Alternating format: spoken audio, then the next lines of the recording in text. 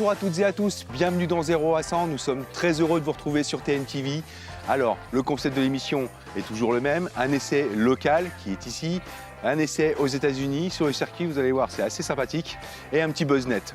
On va commencer avec cette Mazda CX-3. Alors, ce qu'il faut savoir, c'est dans le segment des petits crossovers ou petits SUV, on l'appellera comme on veut, il y a 3 véhicules qui sont en tête, le Captur, le Juke et le 2008.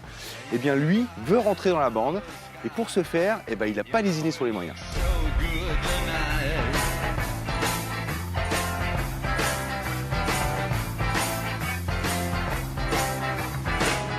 Bon, déjà pour commencer, le Mazda CX-3 veut en imposer avec 10 cm de plus en moyenne que ses concurrentes.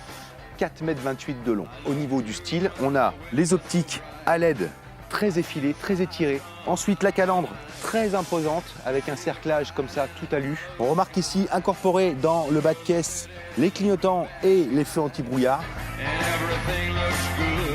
De profil, là encore, l'auto impose son dynamisme. Tout d'abord, les nervures sculptent ce long capot horizontal depuis la calandre, puis également les ailes avant. Des hanches musclées, des bas de caisse imposants traités en plastique noir pour l'aspect baroudeur.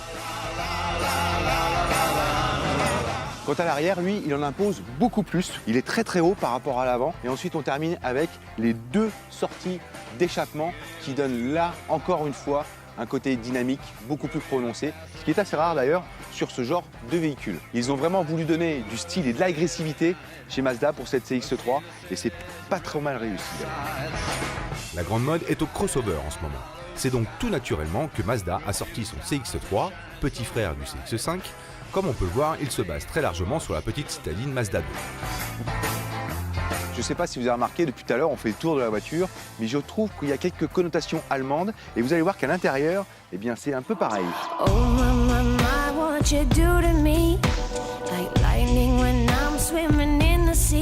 Nous voici donc dans le Mazda CX-3 à l'intérieur, donc on retrouve, comme je disais, cette connotation allemande avec déjà, dans un premier temps, une bande là sur tout le tableau de bord en cuir et en plus de ça, c'est surpiqué, c'est très joli, c'est bien fait. Idem pour le volant et les contours de porte et autour des aérations, des petits rappels de carbone, c'est très joli, c'est bien fini. Le moteur est très souple dès les bas régimes, ce qui est assez étonnant pour un moteur essence. Ce que j'aime, c'est en conduite un peu plus dynamique. Il aime qu'on aille dans les tours, et d'ailleurs, le moteur a un très joli son à ce moment-là. Mais attention, pour la conso, par contre, si vous vous amusez trop avec la pédale d'accélération. Ce Mazda CX-3 est équipé de la technologie SkyActiv.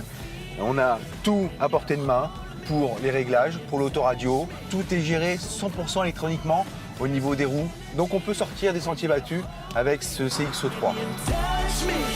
On va faire une petite pause et partir sur le circuit aux États-Unis pour essayer la Ferrari 458 Italia. Alors oui, je sais, vous allez me dire, on l'a déjà essayé, on l'a déjà vue, elle n'est pas toute jeune. Oui, c'est clair, mais j'avais envie de la refaire, ça c'est la première chose. Et pourquoi? Parce que dans la prochaine émission, on va essayer la nouvelle, sa remplaçante, la 488 GTB. Et vous allez voir, elle est très sympa. Mais on remet une petite couche avec la 458 Italia.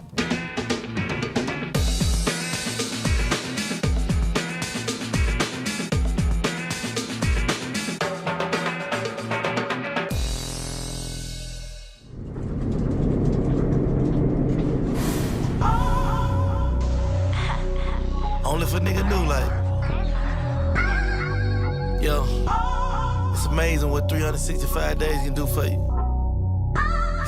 Alors comme promis, nous voici aux États-Unis, dans le désert du Nevada, dans les stands, avec cette magnifique Ferrari 458 Italia. Vous la connaissez déjà, elle a été produite en 2009. Cette voiture a été préparée avec l'aide de Michael Schumacher.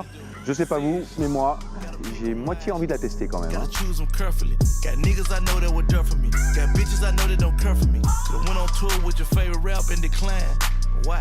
Alors on retrouve le Manettino, le fameux Manettino, c'est le potentiomètre avec 5 positions. On va rester sur un petit mode sport. On va y aller tranquille. La course, il n'y a pas besoin pour l'instant. Donc on va aller se promener de cette manière-là. Allez, c'est parti.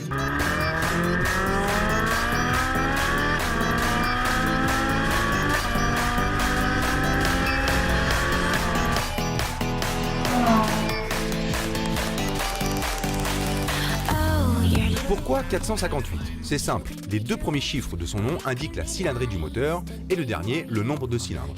Le nom Italia succédant à Modena et Maranello rappelle les origines géographiques de la marque. La 458 Italia est donc propulsée par un moteur V8 atmosphérique de 4,5 litres dont la puissance spécifique atteint 127 chevaux par litre, une valeur très élevée pour un moteur atmosphérique. Elle a aussi été très travaillée aérodynamiquement, évidemment pour atteindre des vitesses très élevées. Afin de faciliter l'écoulement d'air, 2 lames déformables sont placées à l'avant du capot et 6 autres sur le diffuseur arrière.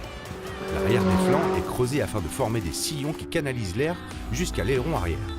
Ferrari souhaitait donc que les différents éléments aérodynamiques soient complètement intégrés à la carrosserie.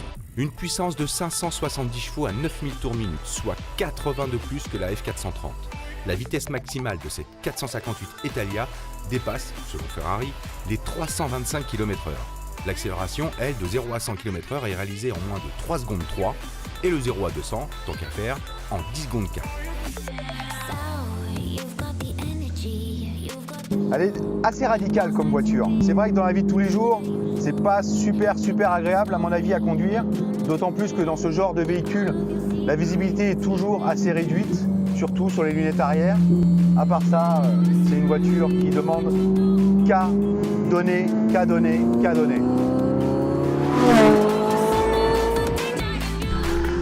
Elle ne pèse que 1485 kg puisqu'elle est essentiellement tout en aluminium. Je vous avouerai même que je préfère vraiment essayer cette voiture sur circuit plutôt que sur la route de tous les jours parce qu'au moins on peut découvrir et se rendre vraiment compte de toutes les possibilités de cette voiture.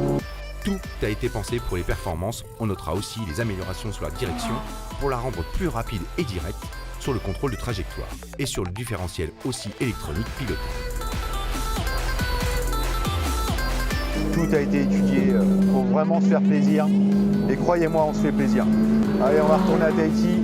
Je crois que c'est mieux parce qu'on est en train de se faire beaucoup de mal.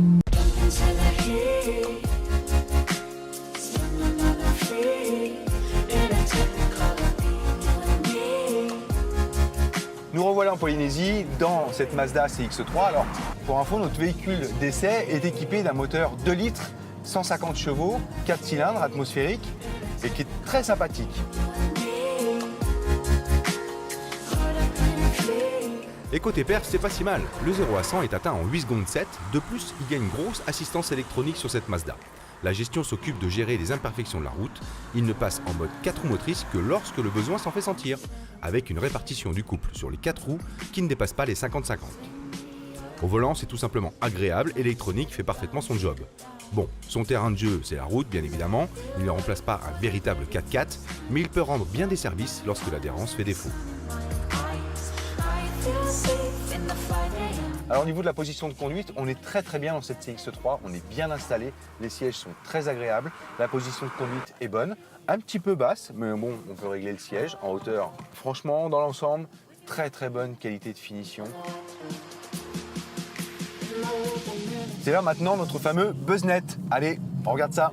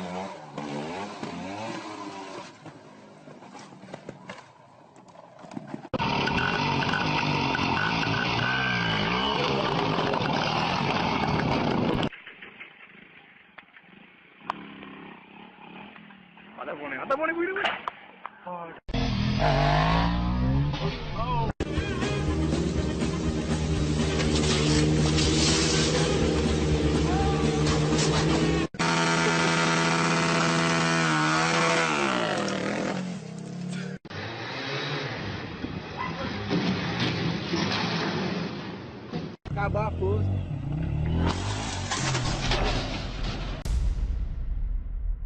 Les étudiants de l'école polytechnique fédérale de Zurich et de la Haute École de Lucerne ont mis au point la Grimsel, une voiture électrique qui a battu le record du monde d'accélération. Ce véhicule a en effet passé le 0 à 100 km/h en 1 seconde et 513 centièmes. Le dernier record se situait lui autour de 1,8 secondes quand même. Pour comparer, la Bugatti Veyron 16.4 établit le 0 à 100 en 2 secondes 5. Bon, c'est sûr, la Grimsel ne pèse que 168 kg contre environ 1900 kg pour l'Aveyron. Mais tout de même, bel exploit pour ces étudiants.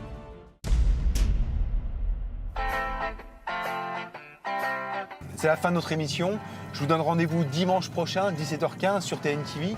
En attendant, vous pouvez revoir cet essai et les autres essais, et d'ailleurs l'émission complète sur TNTV Replay. Le Facebook de 0 à 100 pour laisser vos commentaires, vos suggestions. Si vous avez envie qu'on essaye quelque chose pour vous, n'hésitez surtout pas. On se voit dimanche prochain. Je vous souhaite une très bonne semaine et à très vite.